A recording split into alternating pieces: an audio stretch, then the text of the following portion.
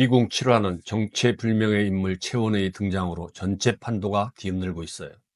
강철은 인간의 감정이 충돌되어 혼란스럽고 열이는 더 이상 무당이 아닌 신의 매개체로 진화하고 있죠.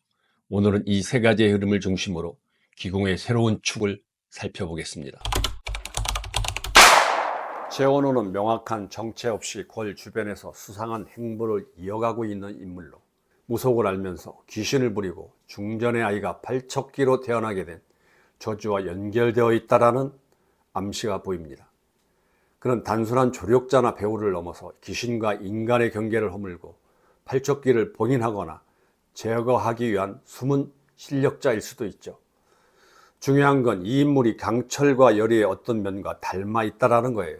강철은 인간의 몸을 얻고 감정을 배우는 중이고, 열의는 신의 힘을 품게 되며, 최원우 역시 인간도 아니고 신도 아니며 그 둘을 연결하거나 무너뜨리려는 존재로 보입니다. 앞으로의 전개에서 최원우는 다음 세 가지 역할 중 하나를 할 겁니다. 첫 번째, 팔척기의 탄생과 함께 태어나 이 세상의 마지막 신임을 자처하고 열의와 강철의 경계 대상으로 이들의 운명을 쥐락펴락할 사람일 수도 있습니다. 두 번째, 스스로 신이 되려고 팔척기를 세상에 풀어놓고 기존 질서를 무너뜨려 새로운 질서를 세우려고 합니다. 열의를 흡수하거나 강철과 결탁할 수도 있을 것 같고요. 세 번째, 예전 팔척기 봉인의 마지막 생존자거나 실패자로 과거의 실수를 만회하기 위해 나타난 이 세계의 마지막 인간 사제일 수도 있겠습니다. 결정적으로 최원우는 열의와 대립하거나 협력하는 구조가 아니며 중립적인 위치에서 강철과 열의 그리고 팔척기라는 삼각 구도를 조율하며 누군가의 힘을 확장시키거나 꺾어 놓을 수 있는 열쇠를 준 인물이 될 걸로 예상되고, 이후의 기궁은 단순히 귀신과 싸우는 이야기가 아니라 어떤 세계를 선택할 것인가, 이것에 대한 이야기로 진행될 가능성이 큽니다. 그리고 그 중심에는 바로 최원우가 있을 겁니다. 다음은 강철 이야기를 해볼까요?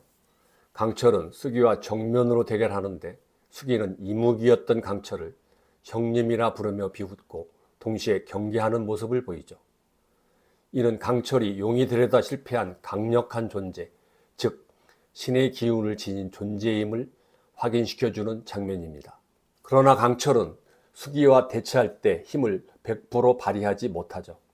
수기는 무기를 쓰지 않고도 열의를 공격하지만 강철은 그를 물리치기 위해 온 힘을 써야 합니다.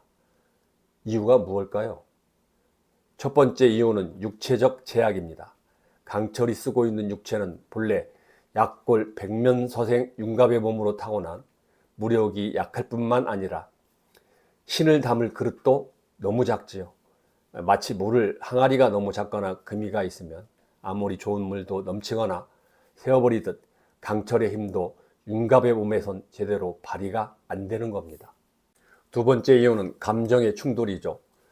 강철은 본래 인간에 대한 증오로 똘똘 뭉친 악신이었는데 윤갑의 몸에 들어온 이후 열의와 부딪히면서 자신도 모르게 인간의 감정을 느끼게 됩니다. 연민, 분노, 갈등, 그리고 묘한 설레임까지.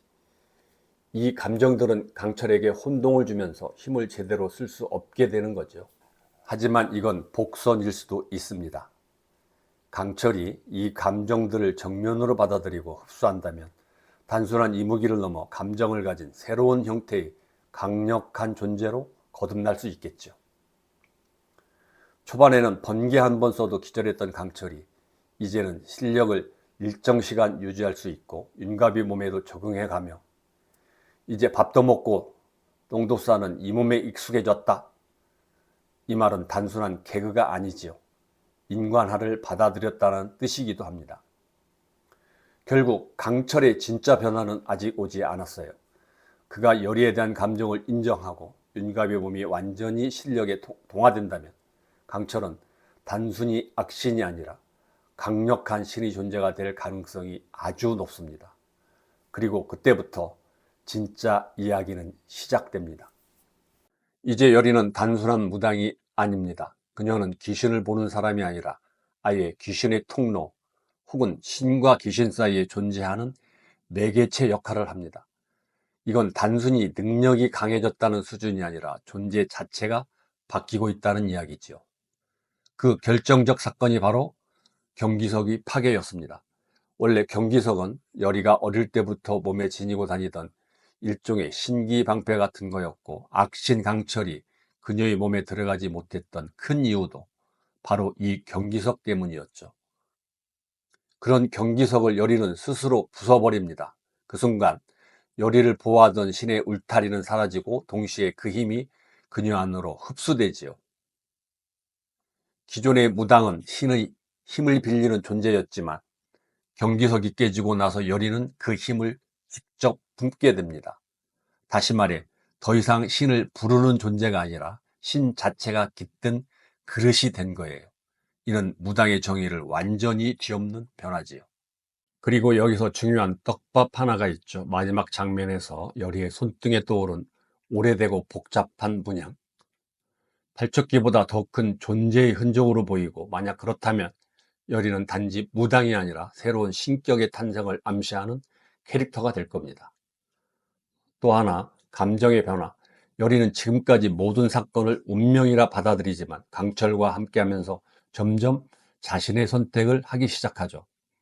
경기석을 깨는 거, 강철을 막기 위한 거, 중전을 구하는 것도 모두 여리 스스로 내린 결정입니다.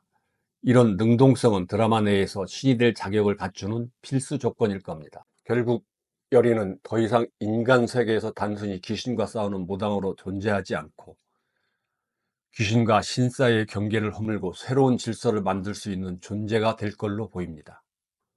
다음 화에서 만약 여리가 팔척기에 남은 기운을 완전히 자신의 것으로 흡수하거나 새로운 귀신과 연결된다면, 우리는 여리라는 인물이 이 드라마의 최종 전쟁을 주도하는 신의 위치에 오를 수 있다는 걸 감히 예측하면서 귀신을 쫓는 자에서 귀신이 머무르는 자, 그리고 이제는 귀신을 초월하는 자로 변하게 될 겁니다. 그래서 그녀의 진짜 모습은 아직 시작도 안 했는지 모릅니다.